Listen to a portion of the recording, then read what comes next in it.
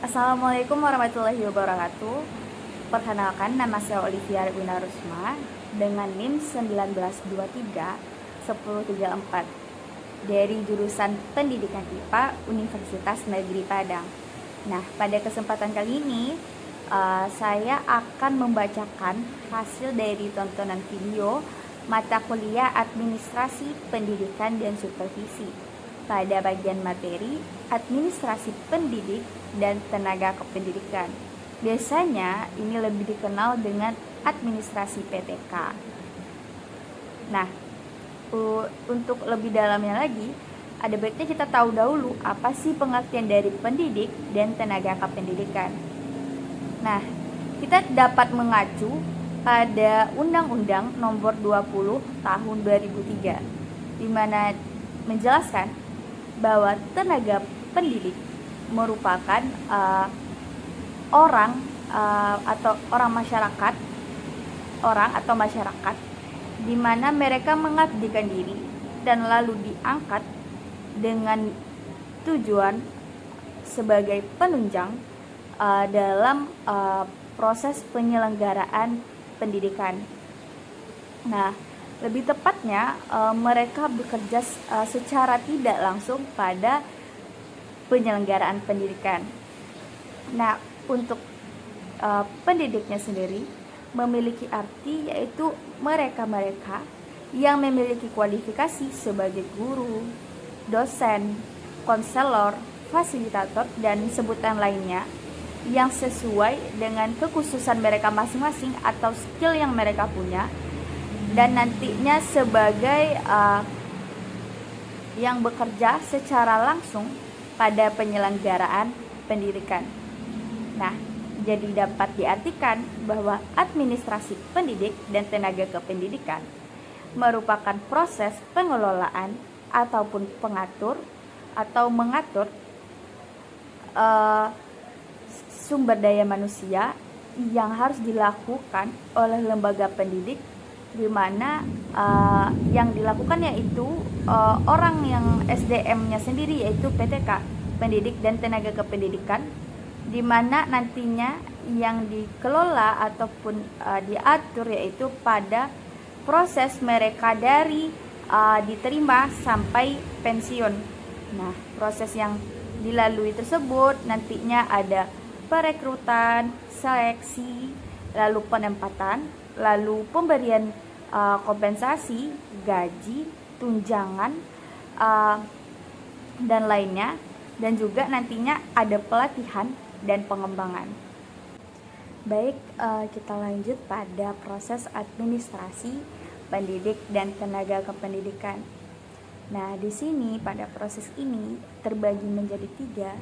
Yang pertama itu ada pengadaan, di mana ini merupakan proses mengadakan, di mana terdapat mencari, menemukan, dan nantinya menerima siapa yang menjadi kriteria dari calon pendidik dan tenaga pendidik yang dibutuhkan. Nah, selanjutnya itu ada penempatan, di mana penempatan ini nantinya proses meletakkan mereka sesuai dengan skill mereka dan di mana mereka dibutuhkan. Nah, yang terakhir itu ada orientasi, di mana orientasi ini merupakan suatu proses penyelenggaraan di mana nantinya bentuk dari penerimaan mereka sebagai keluarga baru dalam pendidikan. Nah, namun pada ketiga proses ini sangat banyak yang harus kita perhatikan. Nah, pertama kita kupas satu-satu yaitu pada pengadaan, di mana pada pengadaan ini sendiri pertama kita harus melihat dulu atau menganalisis atau meramalkan bagaimana kebutuhan. Nah, guru seperti apa yang dibutuhkan pada sekolah A misalnya mereka membutuhkan guru dengan bidang IPA ataupun bidang matematika.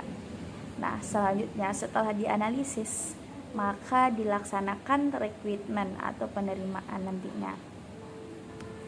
Dimana nantinya pada rekrutmen ini ada proses dimana yang harus kita perhatikan, yaitu ada analisis syarat, dimana syarat-syarat apa yang nantinya kita berikan kepada calon pendidik ataupun tenaga kependidikan, dimana kita harus melihat dulu seperti apa kriteria ataupun standar calon pendidik atau tenaga pendidik yang nantinya kita butuhkan. Nah, yang terakhir itu ada seleksi, dimana nantinya seleksi ini diharapkan kita menemukan orang-orang yang terbaik dari yang baik, dimana nantinya kita harus menilai sesuai dengan tingkatan prioritas kita, bukan memandang mereka adalah keluarga kita, orang daerah kita, agar nantinya tercapainya tujuan pendidikan yang berkualitas. Nah, selanjutnya yang harus kita perhatikan yaitu pada penempatan, di mana kita harus menempatkan mereka-mereka sesuai dengan skill yang mereka punya, latar belakang mereka, di mana mereka nantinya harus kita tempatkan, di mana mereka dibutuhkan, seperti itu.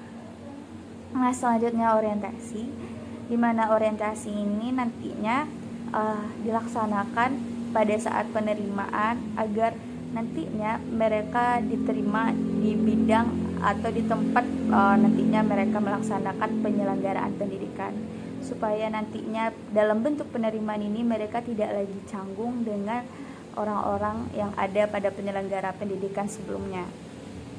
Nah, tentunya pendidik dan tenaga pendidik ini merupakan PNS.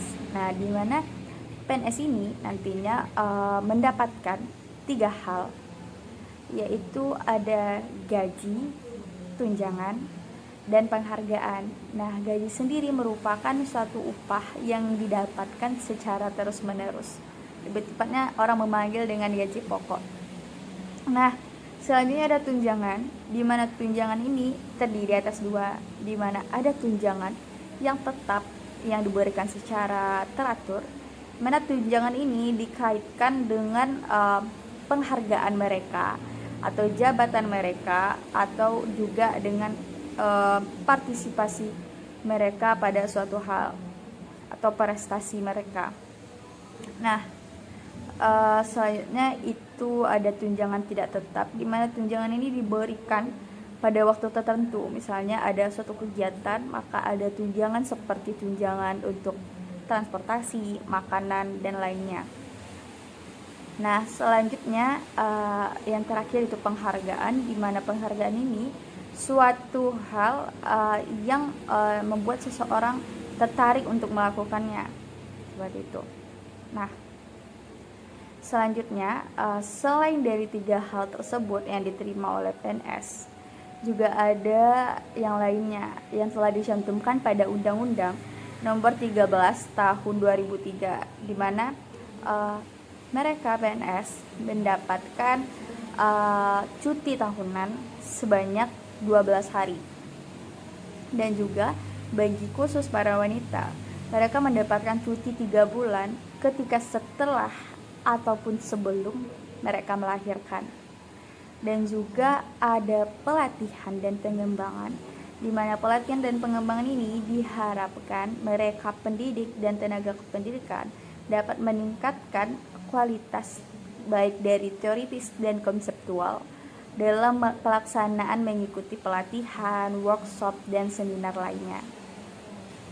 Nah, selanjutnya masuk pada bagian akhir, di mana pada bagian akhir ini administrasi pendidikan melaksanakan yaitu evaluasi, di mana evaluasi ini bertujuan agar dapat melakukan nantinya perbaikan apabila ada kekurangan pada pelaksanaan penyelenggaraan pendidikan tersebut. Nah, evaluasi ini dapat kita laksanakan dengan sistem 5W1H, di mana nantinya apa sih yang dinilai, bagaimana cara menilainya, siapa yang menilai atau dinilai, dan kapan penilaian tersebut dilaksanakan, mengapa harus dinilai. Nah, sekian dari saya. Mohon maaf apabila ada salah kata atau salah penyampaian. Terima kasih. Assalamualaikum warahmatullahi wabarakatuh.